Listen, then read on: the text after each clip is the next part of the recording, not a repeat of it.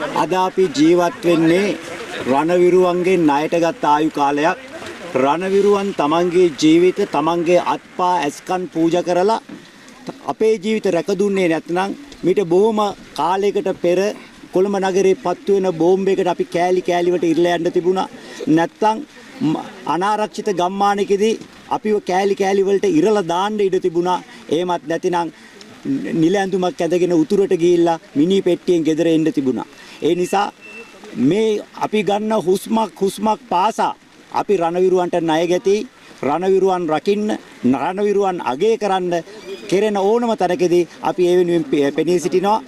රට වෙනුවෙන් අපි සංවිධානය අද මුළු රටම රණවිරුවන් අමතක කිරීමේ උත්සාහයක රාජ්‍ය විසින් යෙදෙන මොහොතක රණවිරුවන් සීකිරීමේ කෙලේ ගුණේ පාඩම කියලා දෙන්නට මෙතෙන්ට පැමිණීම ගැන අපටත් ආරාධනා කිරීම ගැන අපේ ප්‍රණාමය පුද කරනවා. ජනාධිපතිතුමා රටේ රාජ්‍ය නායකයා විතරක් නෙවෙයි සේනාධිනායකයා. සේනාධිනායකයාගේ දරුවෝ තමයි රණවිරුවන් විදිහට මිය ගියේ. හැබැයි මේ තැනට හෙට දිනේ නොපෙමින්න ජනාධිපතිතුමා තීරණය කළා තිබුණේ. නමුත් අපි සමාජ මාධ්‍ය හරහා එල්ල කර පීඩනය නිසා ජනාධිපතිතුමා හෙට එනවලු. හැබැයි ජනාධිපතිතුමා හෙට එන්නේ පිස්සු බල්ලෙක් නාවන්න ගෙනිනෝ වගේ ඇදගෙන තමයි එතුමාව එන්න වෙන්නේ. ඇත්තම කියනවා නම් මේ රටේ ජනතාව එන්න බෑයි කියලා පස්ස ගාපු ජනාධිපතිතුමාව මෙතෙන්ට තල්ලු කරලා එවලා තියෙනවා. ඒ නිසා ජල බීතිකා හැදුණු බල්ලෙක් නාවන්න අරන් යන මට්ටමින් තමයි හිට ජනාධිපතිතුමා මෙතෙන්ට එන්නේ. ජනාධිපතිතුමාගේ தත්ත්වය තේරුම් ගන්න පුළුවන්. එතුමා මේ රටේ රණවිරුවන්ට එරෙහිව දෙවරක් අතරගත්ත ත්‍රස්තවාදී සංවිධානයක් වුණු ජනතා විමුක්ති පෙරමුණේ වර්තමාන නායකයා. ඒ නිසා එතුමා තමන්ගේ සතුරු විදියට රණවිරුවන් දැක්කේ. කොටි ත්‍රස්තවාදීන් දැක්කේ තමන්ගේ සටන් සගයන් විදියට. ඒ නිසා ජනාධිපතිතුමාට හිත හදාගන්න අමාරු වෙන්න පුළුවන්.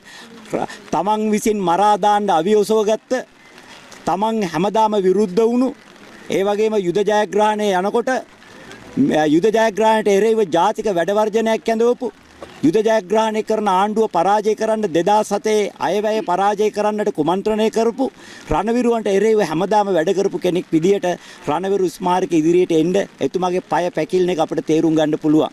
ඒ වගේම රණවිරුවන් කියන්නේ ධනපති පන්තියේ මිලිටරි යාන්ත්‍රණය කියලා හිතපු එතුමන්ට රණවිරුවා ඉදිරියට පැමිණීමට තියෙන අකමැත්ත අපිට තේරුම් ගන්න පුළුවන්. නමුත් අතිගරු ජනාධිපතිතුමනි ඔබ කැමති වුණත් අකමැති වුණත් ඔබයි මේ රටේ ජනාධිපති ඔබයි මේ රටේ සේනාධිනායක. ඒ නිසා රාජ්‍යයේ නායකයා ලෙස මේ රණවිරුවන්ට කෙලීගෙන දැක්වීමේ යුතුයකම පැහැර හරින්න ඔබට කිසිම අයිතියක් නැහැ. එදා පළවෙනි ලෝක යුද්ධෙදී තමන්ගේ රට වෙනුවෙන් ද්වීපුදුපු අය සීකරන්න ඕස්ට්‍රේලියාවට යුරෝපයට පුළුවන් නම් දෙවෙනි ලෝක යුද්ධේ වියට්නාමයේ යුද්ධේ මියගිය අයව අදටත් සීකරන්න ඇමරිකාවට පුළුවන් නම් වසර 16ක් එහා පැත්තේ අපි වෙනුවෙන් තමන්ගේ ජීවිතේ අත්පා පූජා කරපු අපේ රණවිරුවා සීකරන්න අපිට බැරි නම් අපි මහා කෙලේ ගුණ නැති જાතියක්. බුදුරජාණන් වහන්සේ බෝගාක් ඉදිරියේ සතියක් පුරාවට ඇසිපිය නොහෙලා අපට උගන්වපු කෙලේ ගුණේ පාඩම මේ රටේ රාජ්‍ය නායකයට තේරෙන්නේ නැත්නම් රාජ්‍ය නායකත්වව නුසුදුසුයි ජනාධිපතිකම තියලා ගෙදර යන්න අනුර මැතිතුමනි කියලායි අපට ඔබතුමාට කියන්න වෙන්නේ. අද මේ වැඩේ අරමුණ මොකක්ද ඔබතුමාට? රණවිරුවන්ට කෙලේ ගුණ දැක්වීමේ අවශ්‍යතාවය ජනතාවට සිහිපත් කර දීම. ආණ්ඩුවට සිහිපත් කිරීම ඊට වඩා වැදගත් වෙනවා. ජනතාවට මතකයි අපි දන්නවා අද වෙන විට ජනතාව තමන්ගේ නිවෙස්වල ජාතික කොඩි ඔසවලා පහන් දැල්වලා රණවිරුවන් සිහි කරනවා.